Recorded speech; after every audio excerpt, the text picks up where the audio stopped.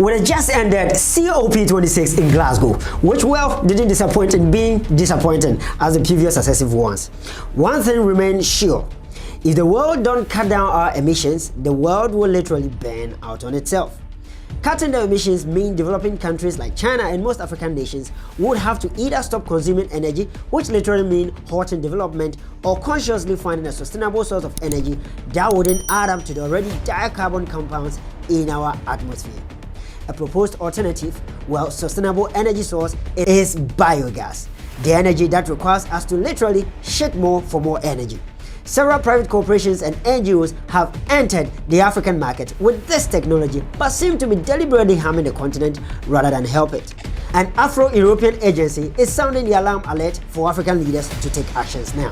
For more on this, it is time for the Black Suit Tonight Africa Rising. Stay tuned, we will be right back.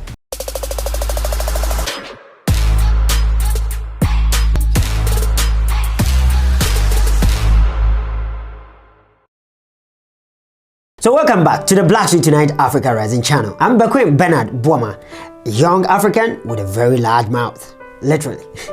Let me do my usual ritual by throwing out shout out to Ivan Taylor of Ohio University, Nanjing, China. Auntie Maggie of Tema, Ghana.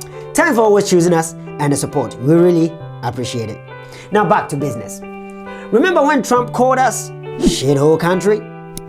Yeah, some European donor agencies are literally making Africa a shithole country through biogas technology.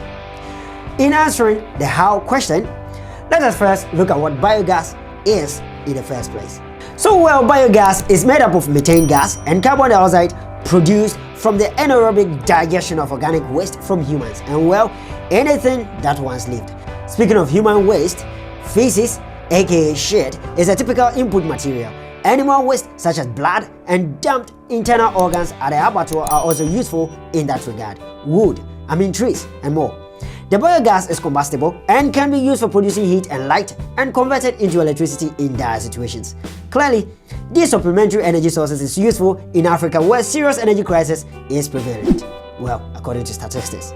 Rightly so, some donor agencies and NGOs from the West seem to be riding on biogas to not only drag the reputation of Africa in the mud, but also collapse potential businesses and milk cash cows out of the process. For instance, in 2006, in ostensibly dealing with the energy situation in Africa, a German company, Gesellschaft GIZ, undertook an ambitious biogas project of building some 15,000 biogas digesters with a sum of $14.1 million in Rwanda. By 2012, only 2,600 digesters had been built, but the budgeted money had been squarely squandered.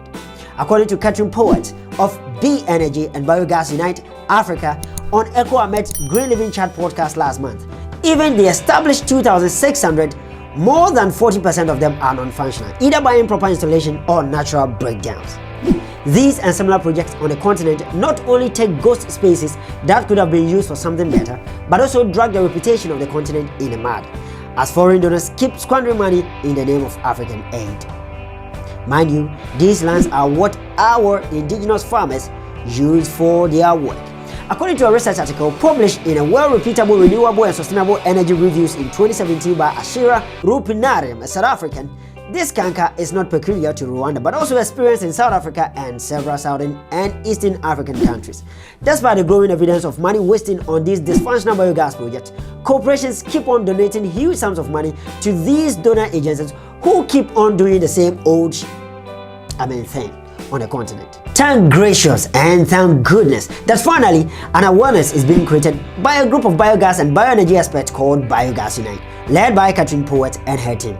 I had the opportunity to join them in two of their webinars where they talked about some of the practical ways to actually improve livelihoods in Africa through these biogas energy.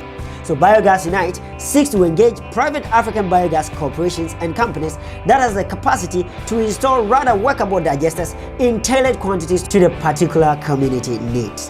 Not only is this going to help these entrepreneurs, but also end up employing locals to help with the maintenance of these projects. In effect, the huge amount of money given to donor agencies to establish these digesters for free to kill local individual businesses could be given to the local installers and private corporations that will properly install it and do the proper maintenance. Biogas Unite is calling on African government, mainstream journalists and citizen journalists like myself to join the Biogas Unite team and save Africa's reputation, Africa's energy, and indigenous African biogas businesses. For more on the initiative of Biogas Unite, inbox me at +86 156 518 98563 or direct email at bekoe106@gmail.com. I personally think it's a good cause they have started, and I hope African leaders will realize the long-term effect of backing this initiative. Well, my name is Bequim Bernard Boma, and this has been the Black Suit Tonight Africa Rising channel. Thank you, Katrin, Puet, and your team, David of ECO-AMET Solutions. Well, thank you so much for this initiative, and I hope African leaders will get on board and raise the awareness while we save Africans' reputation. Stay tuned and see you when I see you.